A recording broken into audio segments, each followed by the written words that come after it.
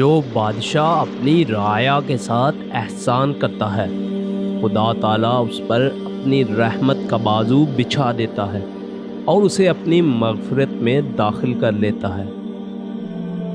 جو شخص احسان اور فضل کو کامل کرنا چاہتا ہے، وہ مانگنے سے پہلے لوگوں پر مال خرچ کر دیتا ہے۔ جو شخص احسان کر کے جھٹلائے، وہ اپنی ذات پر ظلم کرتا ہے۔ جو شخص احسان کرنے میں بخل کرتا ہے، وہ عقل مند نہیں۔ جو شخص تیرا احسان قبول کر لیتا ہے، وہ تیرے سامنے اپنی بزرگی اور عزت ذلیل کر دیتا ہے۔ جو شخص سوائے کسی احسان کے تیری شکر گزاری کرتا ہے، اس بات سے بے غم نہ رہ کہ وہ بغیر کسی برائی اور قطع تعلق کے تیری مذمت بھی ضرور کرے گا۔ جو شخص کسی کے ساتھ احسان اور نیکی کا شکر گزار نہیں ہوتا، وہ آئندہ اس سے ضرور محروم ہو جاتا ہے۔ جو کسی کے پہلے احسان کا حق ادا کرتا ہے، وہ نہایت شریف ہے۔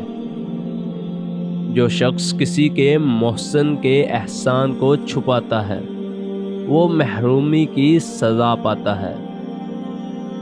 جو شخص باوجود قدرت کے لوگوں کے ساتھ احسان نہیں کرتا، اس کی قدرت اور طاقت ختم اور زائل ہو جاتی ہے۔ جو برے لوگوں کے ساتھ احسان کرتا ہے، وہ ان کے شر سے سلامت نہیں رہتا۔